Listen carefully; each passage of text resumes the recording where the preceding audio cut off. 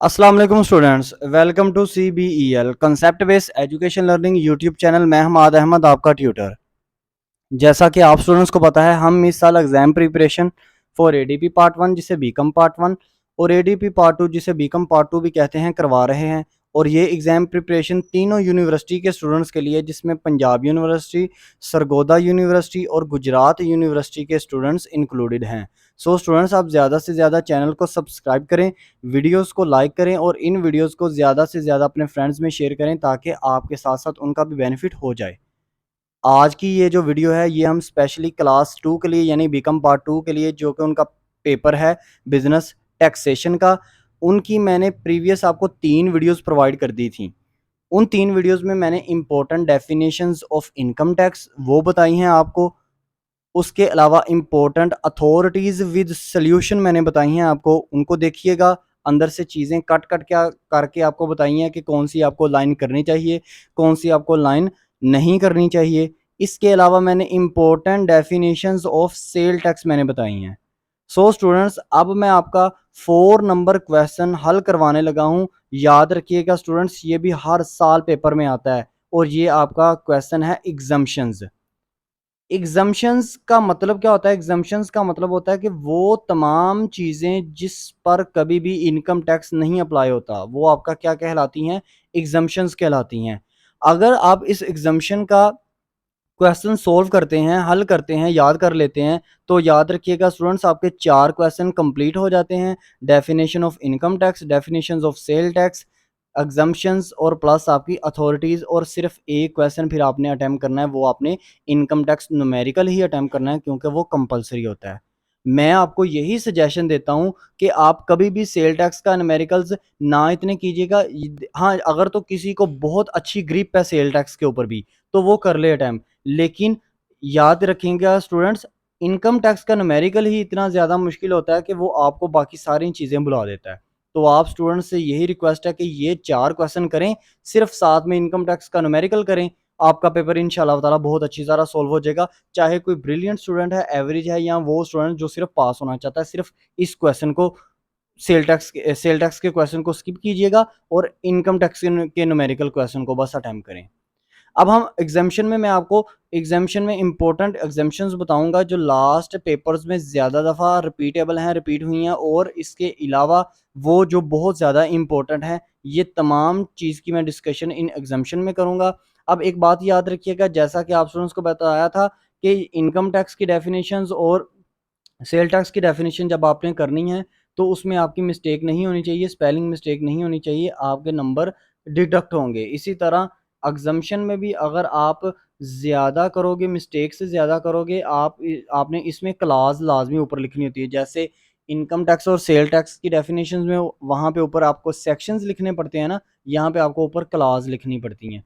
तो एक बात याद रखें, आपने इसकी क्लासेस को भी याद करना है, इसका भी एक नंबर होता है। जैसा कि इनकम टैक्स की डेफिनेशन के सेक्शंस का एक नंबर होता है और सेल टैक्स की डेफिनेशंस के भी ऊपर जो सेक्शन लिखे होते हैं उनका एक नंबर होता है, इसी तरह इसका भी एक नंबर होता है। और अंदर एक्सप्लेनेशन के 4 मार्क्स होते हैं। आप स्टूडेंट्स ने क्या करना है, गलती स्पेलिंग मिस्टेक कभी नहीं होनी चाहिए क्योंकि वो बहुत बैड इंप्रेशन पड़ता है आपकी टोटल डेफिनेशन पर, या टोटल डेफिनेशन एग्जाम्पशन भी हो, चाहे सेल टैक्स की डेफिनेशन हो, चाहे इनकम टैक्स की डेफिनेशन हो। ठीक है स्टूडेंट्स, अब हम ऐसा करते हैं, अब मैं आपको बताता हूँ मैंने टोटल एग्जम्पशंस कितनी लिखी हुई हैं, ये आपको पहले बताता हूँ। फिर एक एक एग्जम्पशन ऐसा करूँगा, आपको थोड़ी थोड़ी उसके बारे में ओवरव्यू देता जाऊँगा। चलें अब नेक्स्ट पेज की तरफ मूव ऑन करते हैं। अच्छा, तो स्टूडेंट्स अब देखें, इस पेज के ऊपर आपको 12 एग्जम्पशंस शो हो रही हैं। मैं आपको एक बात क्लियर कर देना चाहता हूँ कि आपको जित एग्जम्पशंस जो आएंगी वो आपको 4 भी वो दे सकता है, 3 भी दे सकता है स्टूडेंट्स। अगर 4 देगा तो याद रखिएगा वो आपकी 5-5 मार्क्स की होंगी, अगर वो 3 देगा तो वो 6.5 या 7-7 मार्क्स की वो करके आपको देगा। ठीक है ना स्टूडेंट्स? तो 3 भी वो देता होता है अक्सर, 4 भी देता होता है। तो आपने इसमें ये डिफ़िकल्टी नहीं फ़ील करनी कि वो 3 देगा कि 4 देगा। अच्छा, तो देखो, अब मैं ना आपको हल्का-हल्का सा ना एक्सप्लेन करते जाता हूँ, जब आप याद करोगे ना तो ये 12 हैं, जल्दी से इनको याद कर लीजिएगा, ये आपका क्वेश्चन बिल्कुल अच्छे से सॉल्व हो जाएगा। अब देखो, सबसे पहले बात करते हैं एग्रीकल्चर इनकम की। देखो, एग्रीकल क्योंकि ये एग्ज़म्पशंस है ना, तो एग्ज़म्पशंस का मतलब ये होता है कि वो तमाम एलिमेंट्स जिनके ऊपर ना कभी भी ना ये नहीं लगता, इनकम टैक्स नहीं लगता, ठीक है ना। तो एग्रीकल्चर इनकम में फ़र्ज़ करो पहले था 1988 से ना एग्रीकल्चर इनकम को एक्सक्लूड किया था कि मतलब इनकम टैक्स में वो नहीं थे लाते। फिर 98 में क्या किया, इसको इनकम टैक्स के दायरे में लाना शुरू उन्होंने कर दिया। उन्होंने कहा नहीं, अब इस पे हमने जो ज़राअत के शोबे से मुंसलिक होगा ना, मतलब किसान वगैरह आपके, तो उनके ऊपर टैक्स लगेगा। फिर 2003 में, 2002 और 2003 में ना एक ऑर्डिनेंस आया, उसमें ये बताया गया आपको कि जी जिनकी जो इनकम है ना, अगर फ़र्ज़ करो एक किसान है, उसने 80,000 रुपया इनकम कमाई है एक साल में, तो उसके ऊपर ना सेम रेट अप्लाई होंगे, मतलब उसके ऊपर टैक्स लगेगा। और जिसने 80,000 से अबव कमाई होगी ना, उसके ऊपर डिफरेंट डिफरेंट तरह से रेट अप्लाई होंगे। जैसे फ़र्ज़ करो 80,000 से 90,000 है तो उसके ऊपर डिफरेंट होगा, 90,000 से 1 लाख है तो उसके ऊपर डिफरेंट रेट अप्लाई होगा। तो ये एग्रीकल्चर इनकम में उन्होंने बताया। फिर 2007 से लेकर अब तक उन रेट में कोई तब्दीली नहीं आई, वो वही रेट अप्लाई हो रहे हैं जो 2002 और 2003 में अप्लाई हो रहे थे। ये मैंने आपको बता दिया एग्रीकल्चर इनकम का। अब बात करते हैं पेंशन की। देखो पेंशन वो चीज़ होती है, जब कोई शख्स रिटायर्ड हो जाता है ना, तो उसके बाद उसको पेंशन मिलती है। वो प्राइवेट इंस्टीट्यूशंस भी देते हैं, गवर्नमेंट इंस्टीट्यूशंस भी देते हैं। ज़्यादातर गवर्नमेंट इंस्टीट्यूशंस को मिलती है पेंशन। अब देखो पेंशन में फ़र्ज़ करो अगर कोई एम्प्लॉयी है वो फेडरल गवर्नमेंट का है, फेडरल कहते हैं, वफाकी हुकूमत का है, प्रोविंशियल गवर्नमेंट का है, जो सूबाई हुकूमत का है, तो अगर वो रिटायर्ड हो चुका है तो उसको क्या मिलेगी? पेंशन मिलेगी। अगर कोई शख्स आर्मी में एम्प्लॉय था, उसको वहाँ पे पेंशन मिलेगी जब वो रिटायर्ड होगा। उसके अलावा देखिएगा, अगर अगर कोई इंसान या शख्स जो है वो आर्मी में डिसेबल हो गया है, उसकी इंजरी हो गई है, कोई बाजू वगैरह कट चुका है या इंजर्ड हो गया, वो अब ज़्यादा सर्विसेज को ना नहीं कर पा रहा, तो उसको भी क्या मिलेगी? उसको भी पेंशन मिलेगी। तो ये डिफरेंट तरह की पेंशन्स होती हैं। आपने इसको भी अच्छे से याद कर लेना, बहुत ईज़ी है, ठीक है ना स्टूडेंट्स, परेशानी नहीं लेनी, बहुत ईज़ी, आपके सेल टैक्स के न्यूमेरिकल से भी ज़्यादा ईज़ी है। अब इसके अलावा आगे देखो, आगे बात करते हैं। नंबर 3 पे आपके पास आ जाता है इनकम फ्रॉम सर्टेन इंस्टीट्यूशंस। देखो वो इनकम जो एक ख़ास इंस्टीट्यूशन से इकट्ठी कलेक्ट की जाए तो उसके के ऊपर भी टैक्स नहीं लगता। मिसाल के तौर पे जैसे उसने कहा है, आगा खां रिसर्च सेंटर है एक आपका, उसके बाद आपका किसी भी कंट्री का इंटरनेशनल इस्लामिक फोरम है, उसके ऊपर। इसके अलावा देखो आपका शौकत खानम मेमोरियल ट्रस्ट है आपका, इसके ऊपर नहीं लगेगा। मुदारबा सेक्शन, जो मुदारबा कंपनीज़ होती हैं, इसके ऊपर क्या नहीं लगेगा? टैक्स नहीं लगेगा, इनकम टैक्स नहीं लगेगा, ये भी एग्ज़म्पशन में आ जाती है। आपने इसमें ये चीज़ें याद करनी है। ये आपको बता दिया। इसके अलावा आप देखो प्रॉफ़िट ऑन डेट्स का मतलब होता है, याद है स्टूडेंट्स, जो बाहर के रेज़िडेंट पर्सन हो, अगर वो यहाँ पे आके आपके मुल्क में आके कोई इन्वेस्टमेंट करते हैं तो उसके ऊपर उनको प्रॉफ़िट मिलता है ना, तो वो एग्ज़म्पशन की उसके ऊपर टैक्स डिडक्ट नहीं किया जाता। तो अगर आपका कोई रेज़िडेंट यहाँ पे रहता बाहर में है लेकिन यहाँ पे इन्वेस्टमेंट कर रहा है तो नहीं लगेगा उसके ऊपर टैक्स। या यहाँ से किसी बंदे ने बाहर के मुल्क में कोई इन्वेस्टमेंट किया तो फिर भी उसके ऊपर टैक्स नहीं लगेगा। अब बात करते हैं आगे, आपको मैं बताता हूँ स्पेशल अलाउंस की। स्पेशल अलाउंस ऐसे अलाउंसेस होते हैं जो कंपनी, चाहे वो प्राइवेट कंपनी हो, चाहे वो गवर्नमेंट की कंपनी हो, वो अपने एम्प्लॉयी को ना कोई ख़ास किस्म का स्पेशल अलाउंस दे। इसमें क्या-क्या चीज़ आ जाएगी? ये भी, इसके ऊपर भी टैक्स नहीं अप्लाई होगा। जैसे मिसाल के तौर पर कंपनी कहती है अपने एम्प्लॉयी को कि हम आपको ना ये ट्रेनिंग के लिए बाहर भेजते हैं।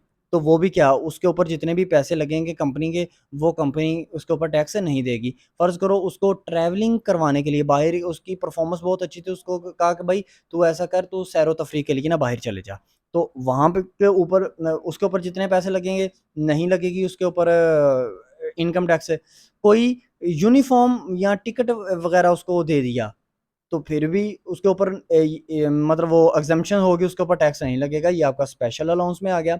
इसके अलावा अब अगर आगे बात करें तो मेडिकल चार्जेज़।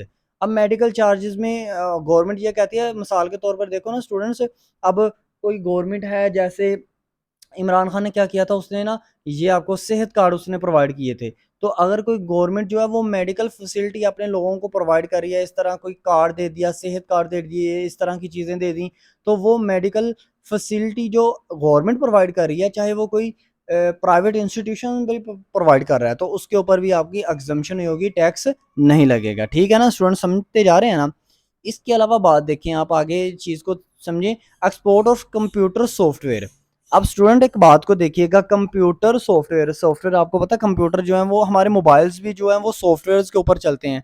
तो अगर आप कोई सॉफ्टवेयर जो है ना वो बाहर एक्सपोर्ट कर रहे हो, बाहर भेज रहे हो, उसको फरोख्त कर रहे हो बाहर, तो क्योंकि सॉफ्टवेयर एक वो मतलब सॉफ्टवेयर एक ऐसी चीज़ है जिसको हम ना टच वगैरह नहीं कर सकते, जिसको हम टेस्ट नहीं कर सकते, फील नहीं कर सकते।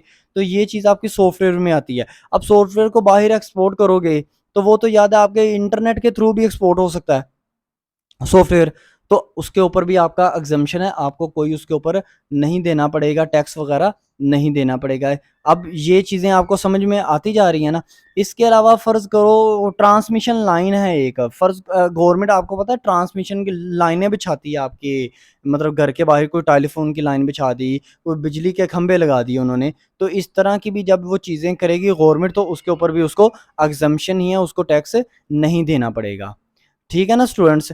अब ये आपके बाकी आपके जितने भी बाकी हैं 2-3 रह गए हैं वो भी बिल्कुल ऐसे सिंपल ही हैं स्टूडेंट्स, उनको एक दफ़ा पढ़ लीजिएगा। मैंने टोटल आपको इम्पोर्टेंट बता दिए हैं। आपको मैंने 12, अगर इन 12 में से भी मोस्ट इम्पोर्टेंट अगर मैं आपसे शेयर करूँ ना स्टूडेंट्स, तो वो आपके पास क्या है, एक दफ़ा फिर देख लीजिएगा। वो आपके पास है agriculture income, profit on dates, special allowance, income from certain institution, उसके अलावा आपके पास पेंशन, ग्रेजुटी 6 हो गया आपके पास, मेडिकल चार्जेस और एक्सपोर्ट ऑफ कंप्यूटर सॉफ्टवेयर 8। ये 8 लाजमी याद कीजिएगा स्टूडेंट्स, इंशाल्लाह ताला 2 आपको लाजमी इसमें से आएंगे।